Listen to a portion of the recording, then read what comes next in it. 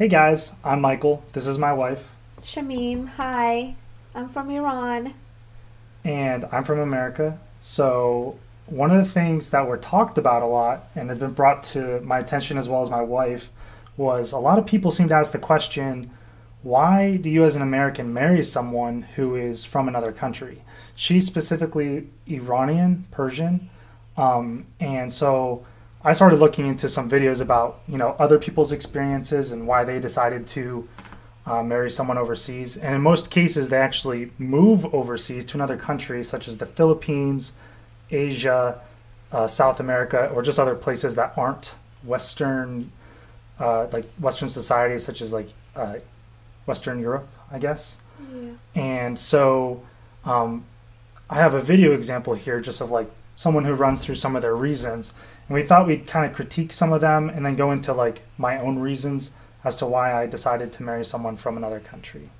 So, yeah, let's just dive right into it. Okay, let's do it.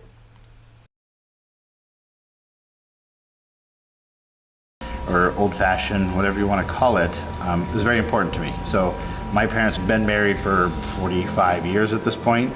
They've never been divorced. My mother raised me, and then when I graduated school, then she started working part-time, but my dad preferred to work 60 or 80 hours a week to take care of the family. So having those same values was important to me, and I see that being a very popular reason for men looking abroad or overseas, because it's definitely hard to find. It's actually even hard to discuss in the States.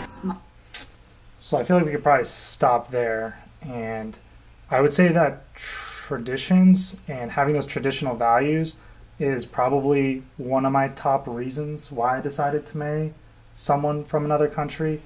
One thing that we don't have in the US is it seems like most women here are very, um, I guess, modern, not so traditional. That's true. Whereas in other countries, and when you're dating women from other countries that have a culture that focuses on traditions, it's just like, Yeah, but before we start, we're not offending anyone. We're just going through why we did this. So we're not offending any female out there who is American or European. We just want to yeah, review and say why every every Michael rel- did that. every relationship is different, but a lot of people ask these questions and they just seem to want to know why we decided to marry each other I've rather been even than. asked too, like, why did an American wants to marry you? So that's why we were deciding, like, maybe we should talk about this topic. Yeah, so like I think that's one of the big reasons there is because of the traditional values. So when we're together, it's kind of like, she kind of fills some of those gender roles in a way, such as, she's always the one who seems to be cooking. Although we both do the cleaning and all of that stuff, it's Yeah, not we help each other. it's not 100% one way or the other, but it's definitely like I'd be the one who's expected to do any sort of outside work or mechanical work, as well as like taking out the garbage and stuff like that. But keep in mind, it's not a situation where you can have your cake and eat it too. Um, It's not like 50-50, I would say, that you do your own thing and then I'll do my own thing. right. Um, Yeah. I'll cook for myself, you cook for yourself, or like you pay for half of the rent and I'll pay for half of the rent or mortgage. So it's kind of like Yeah. It's basically different. I pay for everything. So like if it's a mortgage or rent, I'm paying for all of it, utilities, all of it, food, Even though all of I it. have a full-time job and Even I though work. even though she's working full time as a pharmacist, the expectation is I still pay for everything. I fill that provider role.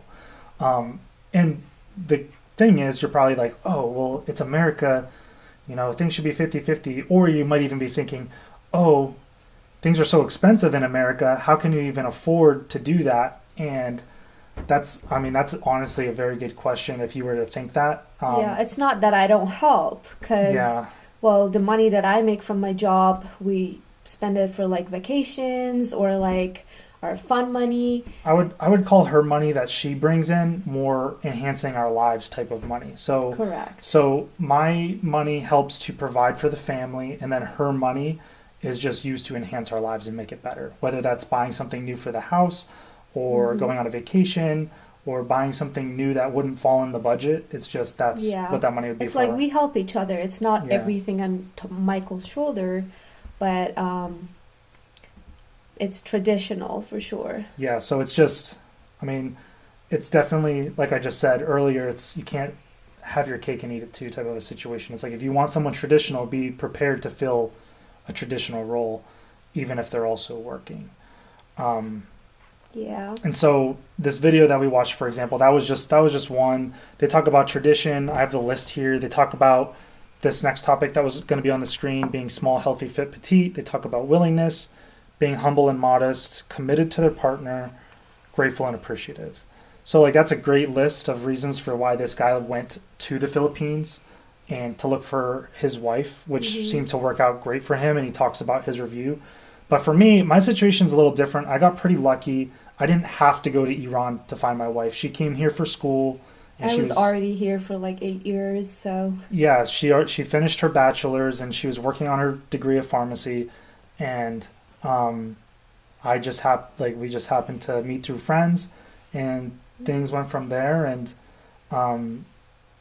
yeah, it's We both found some mutual values that we were looking for, and then we ended up dating and engaged, and now we've been married, and we actually have a baby coming too. it was very fast. But so like I think that was like the number one. That's not my number one. I think my number one would probably be the respect and loyalty. That's very important for sure. People from countries like Iran, the Philippines, and I'm sure a lot of other Or like Middle East and Asia, their culture is like non-Western countries essentially. A lot a of little them, bit different. their culture is different in the sense that, you know, a lot of these countries, divorce is illegal. You can't be divorced. So with that in mind, it's just, I don't know, it's different. It's like here, it's like if I was to date someone here, a girl could be like, oh, you know what? I'm not happy anymore, or oh, I'm bored, and then moves on to the next I've relationship. heard that a lot. So it was so funny because like, sorry for interrupting, but when I actually came to the state, the first thing that actually got my attention was like, there's so many people that they were divorced. In my country, you barely see people divorced. They go through divorce either if they're like in an abusive relationship, or like somebody like cheated on someone else. But you just don't wake up every morning and be like, oh, you know what? I'm actually not happy. I don't feel the same for you. So let's just finish it. And they have kids, they do it, and that poor kid has to go through that. So I came from a different culture that they told me you have to be wise when you're choosing someone, because that's only going to happen once. Right. Yeah. A lot of these other countries, I think in the Philippine video, they talked about divorce being like 4% or even lower than that. It's a bad thing. It's so a very it's bad like, thing. Like if you're divorced back home, people look at you differently. It's not like United States when everyone is divorced. It's very accepting here. I think our divorce rate's at least 60% now. And it's so common, and it's very disappointing to see that. And it's like when I would be going on dates with girls here in the States, it's one of the questions I would ask is like, why did you leave your previous relationship? And a lot of them would say, you know, this guy was perfect. He did this. He was amazing. He did everything for me. He literally did everything he was my Prince Charming. But you know what? I got bored, or they'd say something along the lines of, I just wasn't happy anymore. And honestly, when it comes to happiness, you just got to work through that on your own. You got to figure that out for yourself. Life is not going to be always happy, and we have always ups and downs, and we got to work it through, because you can't be always happy. There's no such a life like always perfectly happy, you know. Yeah, it's impossible to be happy 24/7. And but loyalty too. Like I see people, they leave each other for nothing. But back home, if you have problems, you gotta sit down, talk through it. Sometimes you even have to get help from like professional people out there to work things through. But here, oh, he just told me that, I didn't like it, or she just told me that, well, we decided we're not a good fit for each other, and goodbye. So loyalty is also very important, and not cheating, because I've seen so many people cheat here too, which is, I think, the first reason that people actually get divorced. Yeah. And again, like that's just another big reason why I decided to marry someone from another culture where loyalty, respect, traditional values, those are all like very highly regarded. Whereas here in the States, it's, unfortunately the culture seems to be a lot about me, me, me, me, me, all about me, this, I don't, as soon as something better comes along, I'm leaving. Let's move Like, on to the yeah. best. Yeah, exactly. That's And life doesn't work that way. yeah, and I have a couple up here. Oh, feminine. So that's another big reason. Not feminist, feminine. Yeah, feminine. So there's a That's the key point. huge difference here. Yeah. It's a lot of the Western women really, they love feminism for whatever reason, and it's like I got to be super strong, independent, do my own thing. Well, that doesn't mean that I'm And- not independent, Yeah. but I know my roles in life with my husband Michael, and for example, I know I'm independent and I know I work myself, but I don't come to Michael and be like, you can't do this because I'm strong, independent female. Like, life doesn't work that way. Yeah, people from her culture are very feminine. They expect to be babied. They expect to be cuddled. They expect to, and the thing is, even when it comes to like those other things I was talking about, when it comes back to traditional values, she cooks for me. She waits for me for like if she has the food ready and set. If I'm working on something in my office, she'll wait to eat until I come out. It's just Yeah. part of those values. My that they mom have. and dad back home, they would never eat separately. You have to always sit as a family around the same table, wait for your kids, wife, husband, and then start eating, because that's respect. It's not like here you just, I'll eat outside myself and then you can do whatever you want. No, it doesn't work that way. Yeah, and the thing with feminism, it's just like it feels the opposite of being feminine. It's almost like you're more like the man in the relationship. You want to be demanding. You want to be the leader. You want to be even degrading demands sometimes. And as a man, you shouldn't do that to a woman anyway. You shouldn't be Yeah. degrading or demeaning. But at the same time, you shouldn't be a woman doing the same thing.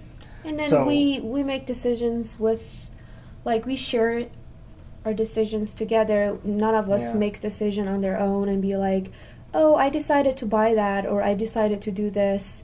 No, we always, even for like a smallest thing, we'll be like, what do you think about like getting this or doing that or going there?